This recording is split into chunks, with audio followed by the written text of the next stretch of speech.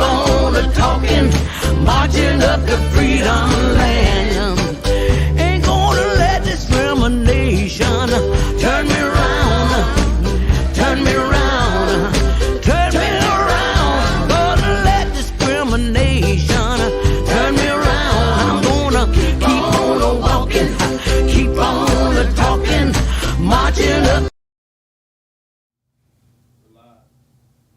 And good evening, and welcome to We Believe Digital Studios for Monday night, 6:30, Sizzling in Mississippi. We're Central Time down here in Jackson, Mississippi, 3 hours south of Memphis, Tennessee. And we're just having a little bit of rain today, moderate temperatures, supposed to chill out this weekend. And we're here again in this fabulous studio to bring you this programming. And I'm, as always, very fortunate to have sitting alongside me Mati Joan Prim. How are you this evening? Doing well, Chris. How are you? She brought the pink and I brought the blue, and but we're certainly talking about the blue tonight. Yes, we are. In more ways than one. We got blues, and we got the blue and that blue line, and this whole situation. Eventual death of a 29-year-old man, yes, avid skateboarder, father, I should say, first father of a 4-year-old son, yes, and avid skateboarder and a photographer, yes, like nature photography. Was just on his way home a week ago Saturday night, right? Just on his way home from a park. Where he was taking photographs, and close to his home, pulled over by the police for alleged reckless driving. And, you just don't associate alleged reckless driving with death. But that's what happened at the hands of the Memphis Police Department. So we'd like to talk about that tonight. Yeah. You know, a typical charge that police say is that they'll pull you over for what they call swerving. And I'm wondering if they use that excuse for him, but they just, we really couldn't hear what happened once they got to him. It was just vicious attack. But typically, police, if they don't have any other reason, they'll say you swerved, which is considered reckless driving. And I don't understand why this particular squad was going after possible traffic violations. The Scorpion, the Goon Squad. Yeah. Yeah. It's unbelievable that they can have that kind of rage within them to do something like this. But, sometimes we hear about the statistics on police officers, 80% divorce rate, high incidence of domestic violence, and then substance use. Substance use, yeah. A lot of brutality in their life. And they're used to being above the law because they are the law. How many times you watched that video? I don't know, 5, 6, 7 times. Three okay. For me.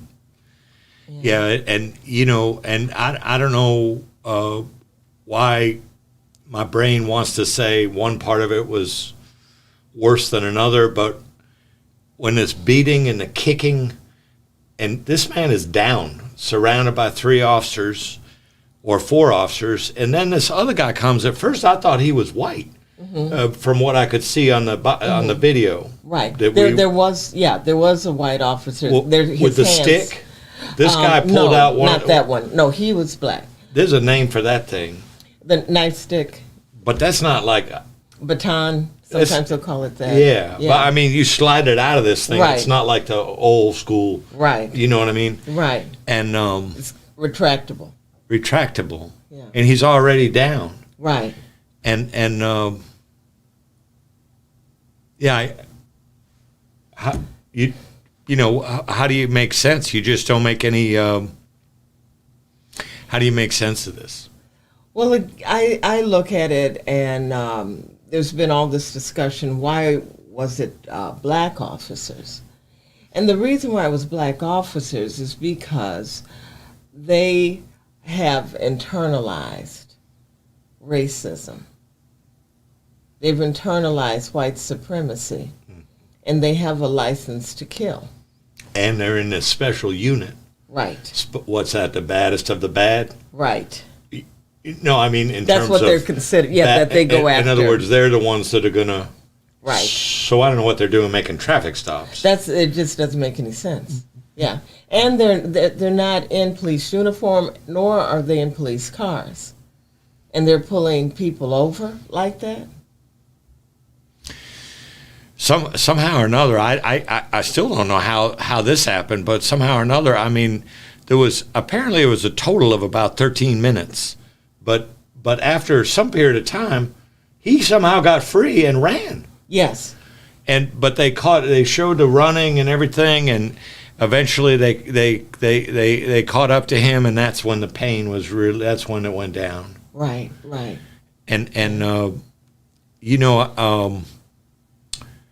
Mati, I saw a report. New York Times did an analysis. Mm-hmm. They said that in those 13 minutes, now this is their people doing their analysis of the body camera footage. Right. 71 commands were given, dozens that were contradictory and unachievable in the condition that he was in. Right. Does that sound like, I mean, how does that, again, use the word rage before? I mean, how do you if you're doing anything that could be connected to professionalism, you're not contradicting yourself. Right. And you're not asking somebody to do what they can't do. Right. And then when they were saying to him, commanding him to give me your hands, when he would try to do that, he's opening up his torso, and then they would brutalize him. Right. So after a while, they tell you to do that. You stop doing it just for self-preservation, just for that sake. If you can join us, we would love to have you join in the chat or on our call-in number 1-800-492-5186. Initially, anyway, we plan on speaking about this during the whole show tonight. Because we try to make sense of this. We thought there was some, people are talking about, in fact, it may have been, I don't want to mess that up, but it could have been the Memphis police chief saying that is echoes of Rodney King. When you see that type of beating, the family said, and I've been looking at numerous sources over the last several hours, the family said to one source, it may have been George Stephanopoulos, that he was beat so severely that he was unrecognizable.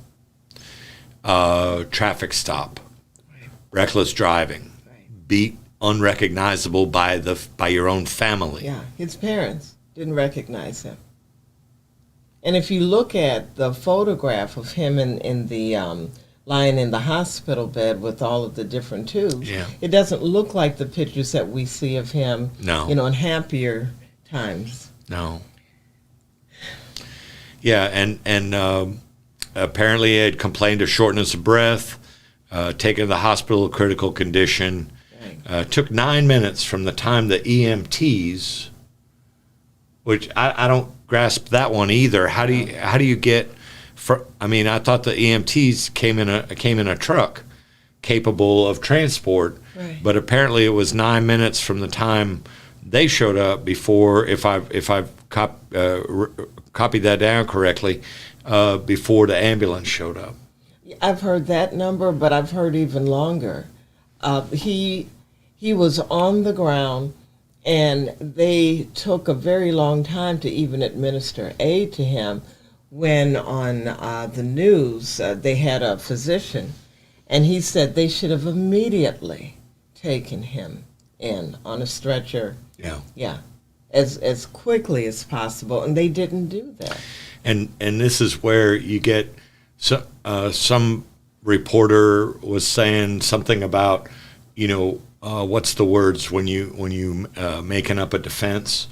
Yes, alibi. That they were already Right. That before while it was still going on, right. They were making steps to be able to show a different picture. Yes. Yeah, they did. You'll hear them on camera. Yeah, you saw how he grabbed at my gun and we chased him down and he was swinging on us and yeah. This is the Scorpion unit. I mean, these are tactically trained officers that I would think would normally be going into hot spots and very unique situations. These, it seemed to me, would be the most highly trained, tactically trained officers on the force, and yet shouting profanities, try to deploy taser, chasing on foot. The young man is calling for his mother. The young man's telling him, "I'm just trying to go home." Apparently, the city was within 100 yards of his home. Yes, he was. He worked for FedEx up there. They said he was apparently raised in Sacramento, but had moved to Memphis before the pandemic. Okay. And had been working for the last 9 months for FedEx. I don't know if he was a driver or in one of the. They've got a huge facility up there. That's their headquarters. It's in Memphis. Yeah. When you see something like this, you are reminded of everybody. You're reminded of Emmett Till. You're reminded of George Floyd. You're reminded of Rodney King and other people whose names we don't know. And especially, is it a fair statement to say that especially for African Americans, black people in America now, that there's just no limit to the cumulative trauma from one episode? It's not like you ever forget Rodney King. Right. I mean, I don't forget him either, but I've just somehow, some way, it's different for you. Right. Oh, it is. And so, but you never really, like you said, Emmett Till, and you never also unrecognizable. Right. But you have to ask yourself. You have to ask. If for people that look like me, to be able to imagine, it sort of like reminds me of that trial, that courtroom trial the movie that they made had Matthew McConaughey in it, and A Time to Kill. Is it okay? Now imagine if they were yours, or imagine if they were white, or what playing to the jury, right? And I don't know. I mean, I'd like to think that there's enough people that look like me that have a big enough heart where, yes, they're going to remember these things too. They're never going to forget these things. But maybe that's being too generous. But I feel like it's a certainty that African American people are it just piles. It just one on top of the other. It just never. You ask yourself, how much capacity do human beings have to carry trauma, to carry hurt, to carry what it's like to be oppressed all the blank time, endlessly? How do you do it? How do you manage it? We have shorter lifespans. We have shorter lifespans. We have high incidence of health issues, infant mortality. Black men have a much shorter lifespan on average than any other people in America. And we do what we can, but for some of us, such as these police officers, they have internalized a type of self-hatred, and they've gone over and become an enemy to themselves and to our community. They're not our worst enemy, not by far, but they are. But they have acted as an enemy now. Mm-hmm. Yeah. Monty, we're hitting that first break. So we thank you so much for coming to We Believe Digital Studios, joining us for this Sizzling in Mississippi show. We would love to hear from you on the phone. We're just going to dip out now for a couple of commercials, and then we'll be right back to continue the conversation. Have you had your Earth Blend coffee today? At Earth Blend Coffee, we take pride in offering you the very best of beans across the world, blended and roasted to perfection, giving you superior quality and satisfying and flavorful taste. Experience the world in one cup with Earth Blend Coffee. To order, visit earthblendcoffee.co now. Let's read and learn together. Meet Mason. Written by Sherry Tate. Illustrated by David. Mason is a young, inspired learner. Walk with him as he uses his 5 senses to explore the world around him. Your young one can learn to identify shapes, numbers, letters, and more with Meet Mason. Available now on Amazon.com.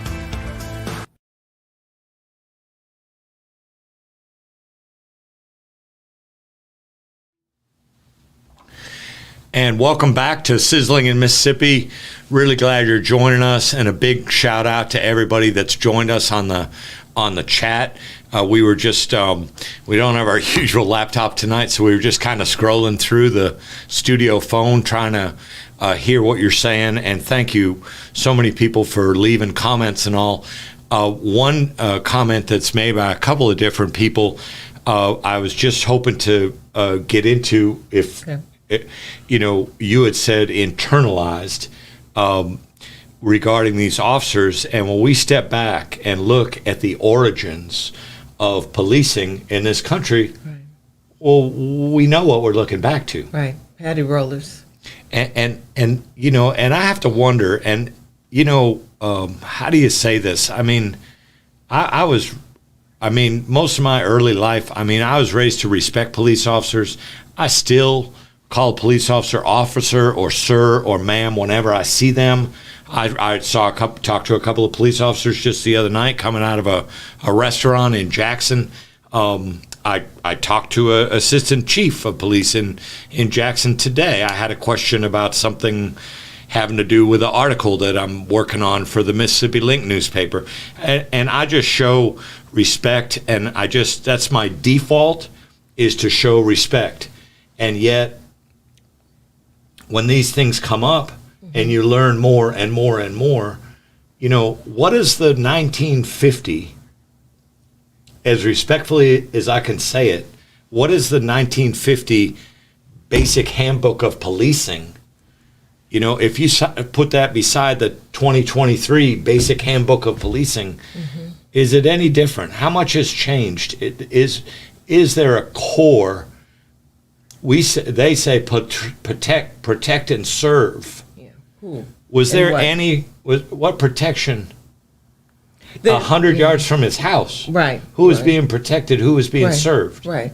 Who do you call when it's the police that are the offenders? I was raised really to avoid police officers. The other way. Yeah. Mm-hmm. Just cross the street. Mm-hmm. Hold your breath and wait if you're at a traffic stop and hope mm-hmm. that they go the other way, And I don't have a criminal bone in my body, but and I've never been accused of anything other than maybe a speeding ticket, mm-hmm. But I really try to avoid them as much as possible because mm-hmm. There's such disrespect, and then they act as though they should fear all black people, as if black people are the culprit and this mass danger, And remember when Trayvon Martin they started using his silhouette for target practice. Oh, I never heard that. Yeah, Crazy. yeah, they did. And he was what, 15? 17, I believe. Yeah. Skittles and Yeah, Skittles. hoodie and Skittles. Yeah, Stand your ground. yeah, Stand your ground against an unarmed 17-year-old. right. Is that what we're Teenager. saying? Yeah. That's yeah. what they're saying. And you'll get away with it because all you have to say is, I feared for my life. Yeah. You know, I thought he had a gun. And what do you suppose the race is of the people that wrote that law? No. And what is the intention of all of these? When we say to protect and serve, who are they serving and what are they protecting? Are they protecting black lives? No. And then when black people say, well, Black Lives Matter, we get such pushback. People are like, well, what do you mean Black Lives Matter? I mean, all lives matter. Don't white lives matter? Don't blue lives matter? And it's like, I know. And I'm like, you know better. You know exactly what's really being said. We're saying Black Lives Matter also, too. Include us when you're thinking about the value of life. And include us in the fact that if you have a half a brain and you were raised in this country, you know something about the history of this country. Right. Whether they want to pass laws that tell us we cannot talk about it or teach it or get funded if we talk about whatever that is, it doesn't change what's happened. No. And it doesn't change the net result that we live of today from the cumulative effects of all these decades and decades of pain and oppression and discrimination. Right. Not because of having crooked teeth or because of having brown eyes or because you're left-handed, but because you're black. Well, again, I'm going to turn it around a little bit. Yeah. It's not actually because we're black. Because if we look at the history of the world, black was honor. It was honored. When we ruled the world, we were honored. But now it's racism that is the fault, not any fault of our own. And I know we're always taught, well, it's because I'm black that I'm oppressed. No, it isn't. It's because racism exists. Yes. Yeah. It's so When it easy to didn't get before. that twisted. It's easy because we're trained that way. We're trained to believe that somehow the fault is in ourselves and not in a system created to destroy us. Mr. Norway points out those police most have internalized a value system about black people that is part of what? Part of a white supremacy culture. Right. Who are the people that train them when they come on the force? Who are the people that were the installers of the system to begin with, wrote the ground rules, decided, where the boundaries were, et cetera, et cetera. These were not black people. Right, right. So this also, do you know Miss Jones, I believe it's Miss Jones, I'm sorry, the Milgram experiment, does that ring a bell? It doesn't. No. Okay. I wish, so I want to look into that. And as she's also saying, those officers showed internalized oppression, Stockholm syndrome, taking on the beliefs of an action, taking on the supporting a system that oppresses you. Remember from Stockholm, Sweden, back in the 1970s with the hijacking and the hostages taking the side of the hijackers, because at that point the hijackers were more powerful than the police who were outside of the aircraft. And she said it's the psychology of human behavior, groupthink, mob behavior. Yeah. All it would have taken is one right mind. Right, decent. And that could have stopped that. Right, right. And now these guys, as I understand it, these guys are charged. these guys are charged. No, I'm sorry. They're suspended or they're fired. You see different words being used, but are they being charged? Are they being charged with murder? It's second degree homicide is, I believe, what they're looking at right now. What they're talking about. Right, but they're also out on bond, which I think is absolutely horrific. How is it that this double standard continues that allows police officers to kill black people and walk the streets freely? Yeah. So, so flipping that around. So, I mean, you're pretty clear that if that was a white man that was beat, which resulted in the death at the hands of black police officers, Right. you think they'd be on bond right now? No, I don't. And first of all, I don't think it would ever happen. It hasn't happened yet. You know? Yeah. And it's all about the race of the victim, not the race of the perpetrator. Right. You know, when you're talking about a white supremacist system, it's not about the color of the assailant. It's the person who is being victimized. And what happens is we just have this system that has put black people in a position to be dishonored and to be endangered all of the time. And we can be doing the least amount of anything. They talk about it: driving while black, walking while black, talking while black, shopping while black. Anything that black people do has, any of our activities have been criminalized. Bumming a cigarette while black. Right, there you go. Selling a cigarette, selling a Lucy.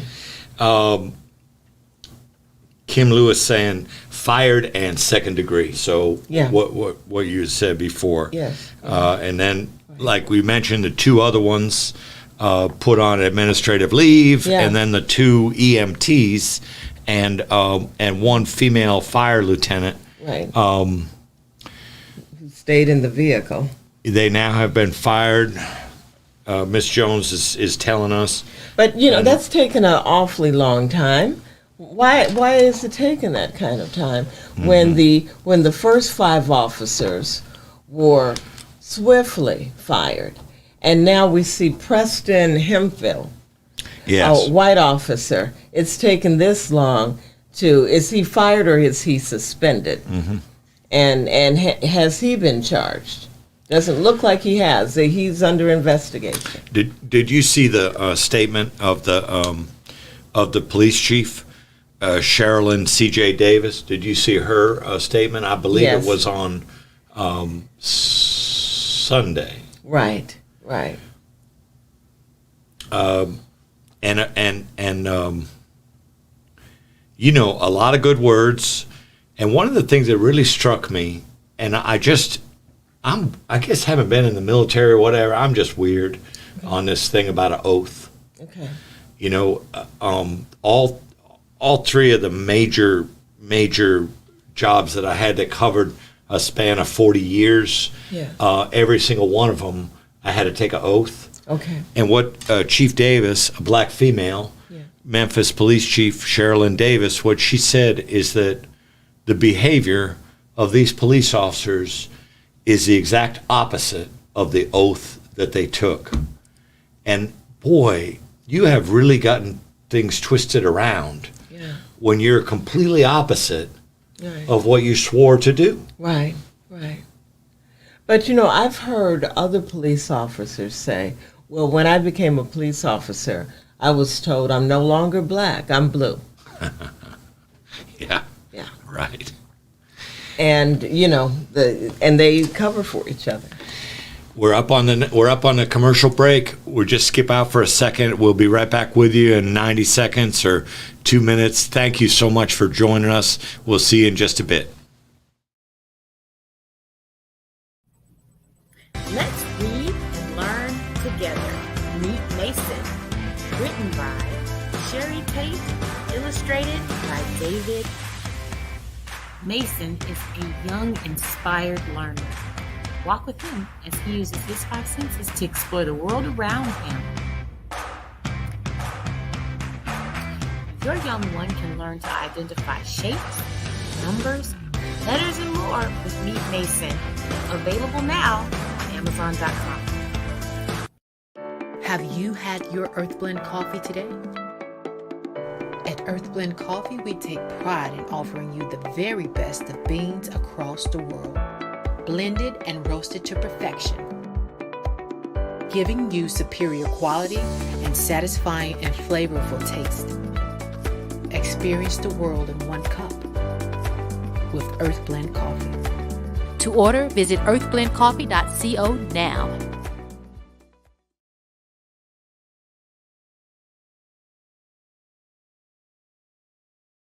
Mississippi Link is an African-American female-owned newspaper with a trusted voice that is highly respected throughout the city, state, and nation. Our motto, Keepers of the Knowledge for People Who Speak the Truth, since 1993. Link significantly influences the thoughts, attitudes, and buying decisions of its readers. Call us at 601-368-8481 for your advertising needs. If you would like to receive a newspaper in the mail each week, our annual subscription is only $52 per year. That is only $1 per week for you to stay informed regarding many stories that you can only get in the Mississippi Link. Sign up today at themississippiLink.com and click on Home Delivery.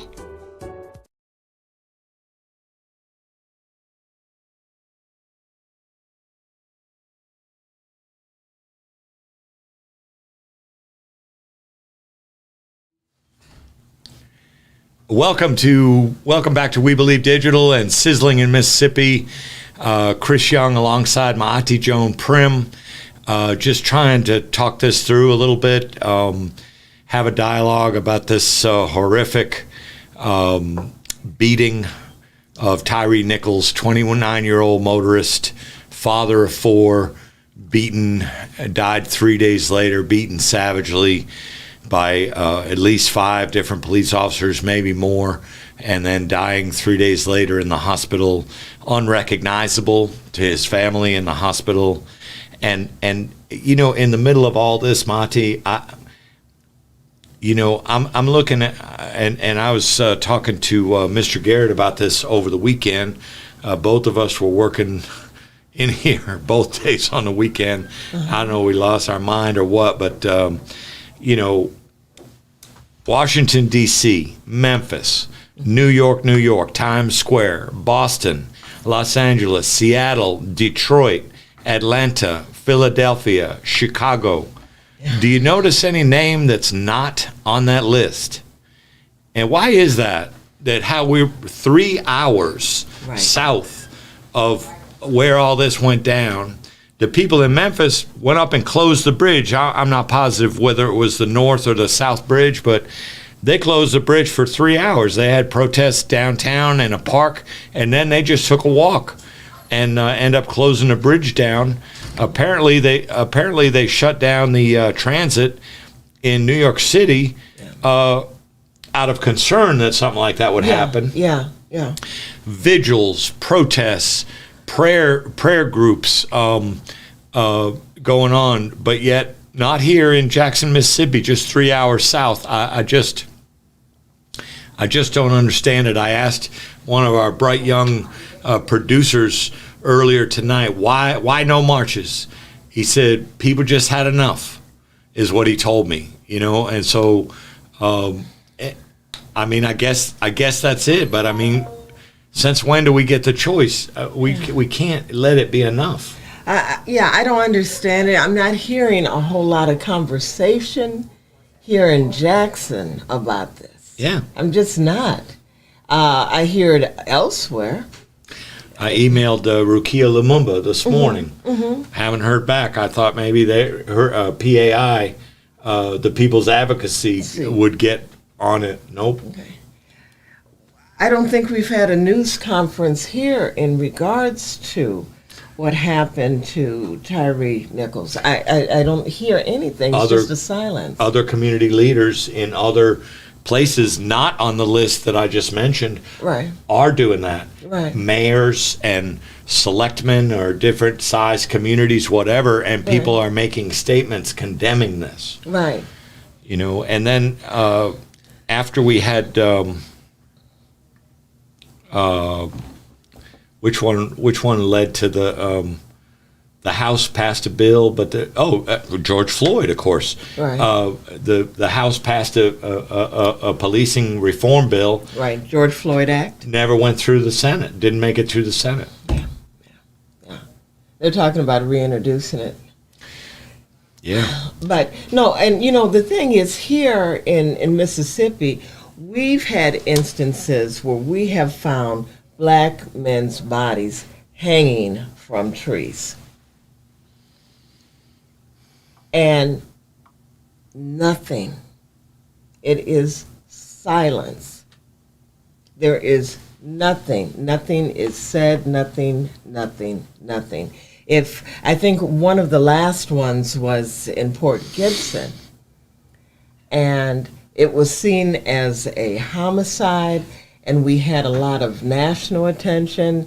When the national attention went away, went to something else, then they said that it wasn't a homicide, it was a suicide. And that was quietly done. And nothing, there's just no response. No response. Mr. Norway is on the chat, and he reminds us that Capitol Police kidnapped and intimidated a pastor's son recently. Now, we know that pastor, and he's now working with the Department of Justice on an inquiry about all this. Going outside of Mississippi. Going outside. Right. So Emmett Till, going outside of Mississippi. Outside. In order to shine a light, you got to get out. Yeah. And it's just like with this water situation, you know, not that there's any, but the modus operandi of the government, you know, so you circumvent the state. I mean, the Department of Justice and the EPA sued the state of Mississippi for neglecting the people of Jackson. Right. And what's their response? Well, now they're writing a bill to take over the water system. Yeah. As soon as it gets fixed. Yeah. Yeah. They want all the money, and they want to. Well, it's as Chokwe Lumumba, our mayor, said. It's plantation politics. Absolutely. Yeah, and it absolutely is. They control everything in Jackson. They're controlling the 1% tax sales increase. tax. They're right. Trying to control the airport. Right. That's still trying to take it over. Now the water. But I only bring that up in the context of the ongoing oppression. Right. It just never, it never ceases. Never. Like you say, bodies hanging from trees, and you don't see or hear anything. No, not here. You know? No. I hear about it every time this happens. Someone calls me from out of state. Yeah. Nothing is said here. Yeah. Yeah, and we got a let's see, we got a 7:09. Okay, I just like to read the comments of Miss Jones here. You can't get to all of them, but she said people in Jackson are traumatized, suffering from PTSD. The high level of poverty are overwhelming. The high crime rate and violence incidents are overwhelming. The water crisis is intolerable and a threat to human life. COVID has wiped out people. People are burned out. They have no energy to address anymore. Well, we need to lift them up. We need to find a way to lift these people up, love people, and show basic respect. And I mean, when your system is troubled, and these and because it's a Republican majority, white Republican majority, we know these systems of white supremacy. I don't like putting it in those terms of Republican and Democrat, but how about going to the mayor, if you're the legislator, and saying, what can we do to help? You're struggling with these bills. Is there something we could do on our end to help you? You are the capital city. What can we? They don't do that. No. They look at how can we take over. So the first option for these white Christian Republicans, their first option is a takeover. How do you make that? How does that? What would Jesus do with that? Right. I know. But it's really indicative of the head of the EPA the Environmental Protection Agency, came to Jackson last year. Yes. The mayor, several times. Right, several times. The mayor met with him each time. Mm-hmm. The first time he came here, the governor ignored him. No governor. You got a major cabinet position. A cabinet position coming up into your capital city. Right. Your house, mansion. Right. Rent-free mansion, you're right there, but you can't join. Right. I mean, the thing about it is there's such a thing as protocol.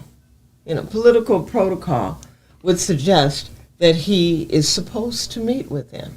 Right. But we don't get this. We don't get this. Yeah. And I think what Ms. Jones said is correct. Perhaps that's what it really is. It's just a sense of perhaps hopelessness in terms of will this problem ever be alleviated? Will Jackson rise with black people being able to reside, maintain their residency in Jackson, or will we have to go back to the outskirts of Jackson, into the country areas? They're looking at ways now to, it almost could look like they're trying to create a new state capital in this Capital Complex Improvement District. I know. You look at the overlays, and you look as far as bodies. Yes. And races of bodies that live in this Capital Complex Improvement District. Guess what? Yeah. You know already. Yeah. And I'm being reminded it's not the governor's mansion, it's our mansion. Right. And I'm being reminded these are not Christians. They are blatant racists. And people in our chat watching us tonight. Wow. And another person said Christian is not the word to use.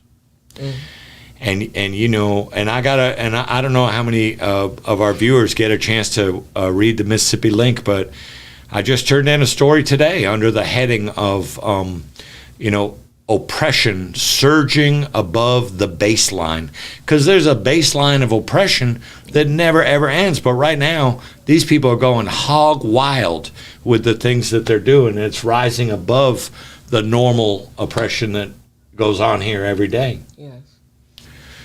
And if I can, 713, Mr. Norway, we're being traumatized here in America, but we criticize Russian society. But it's not Russian society terrorizing us.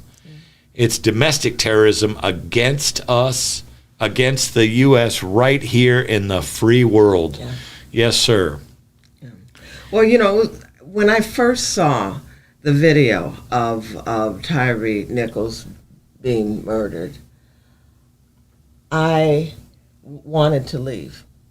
Yeah. I said, you know what, this is it. It's time to go to Ghana.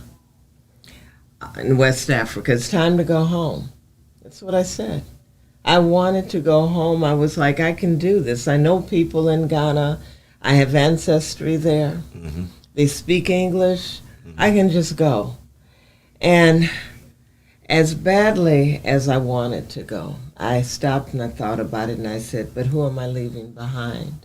Mm-hmm. Mm-hmm. And I have to do the work that is necessary for me to do here before I can think about going anyplace else.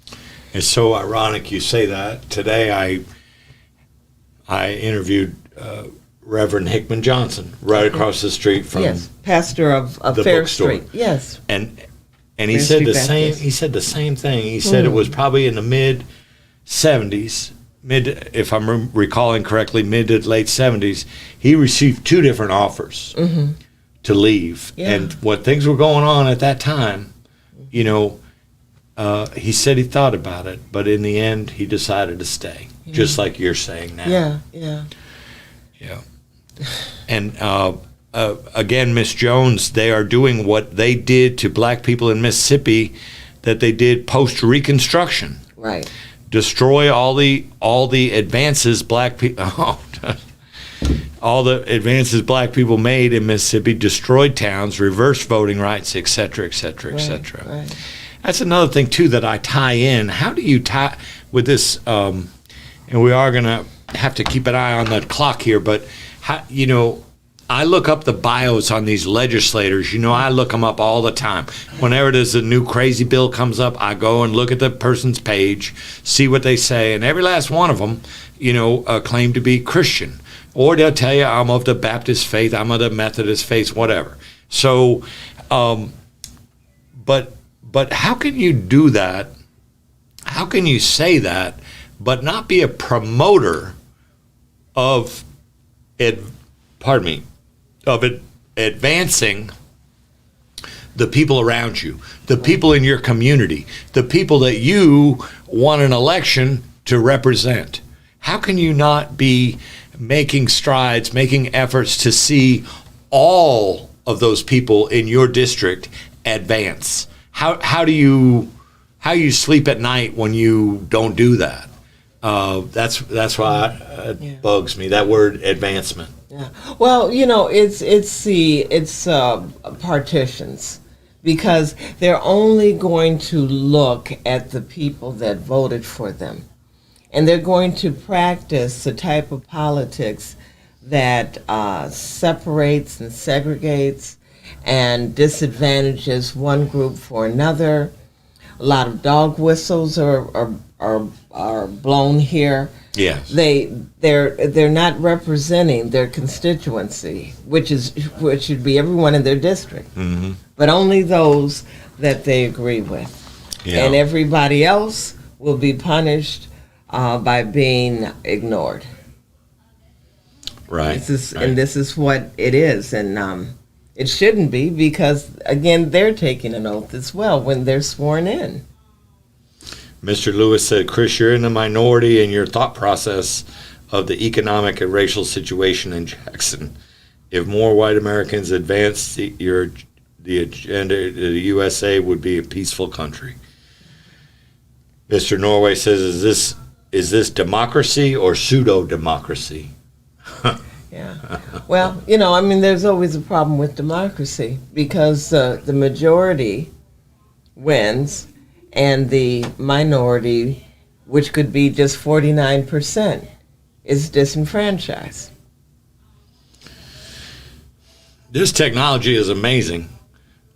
Kim Lewis is taking Highway 80 to County Line Road, and we see it here. That is amazing. Yeah.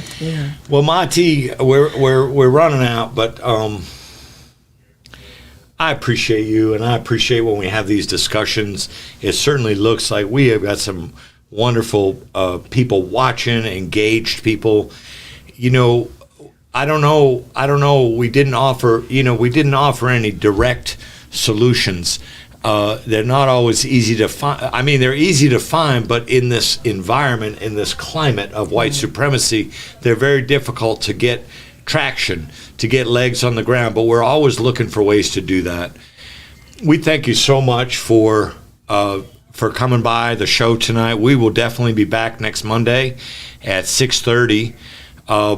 If you are curious about podcasting, if you've got a thought for a show, give us the studio a call at 1-800-492-5186. We've got some great staff members in here, young, dynamic, can-do attitude folks that are here, and they'll shoot the commercials for you. They'll make the graphics for your backdrop. They'll do a coaching session on how to do a show. They've even made commercials for people that end up being shown on WJTV, WLBT. This is good quality stuff, and this is an African-American owned and operated studio right here in the belly of the beast, rather, downtown Jackson, Mississippi. let us know if there's anything we can do for you. Maybe We Believe Digital needs to go out there tomorrow and hold a march or a vigil or a prayer circle, which I have suggested to several different area pastors, and we can't seem to get any action on that. But anyway, we just got to try to keep on keeping on. We thank you for your support. Did you have anything to share before we bug out? Well, I think that we have to stay in the spirit of not accepting being intolerant or brutality. That's right. Never, ever reconcile this. Never accept it. It's intolerable. It's ungodly. And on that note, we'll call it a night. And thank you so much for joining in. Have a good week, and stay safe out there. Ain't gonna let nobody turn me around, turn me around, turn me around. Ain't gonna let nobody turn me around. I'm gonna keep on walking, keep on talking, walking on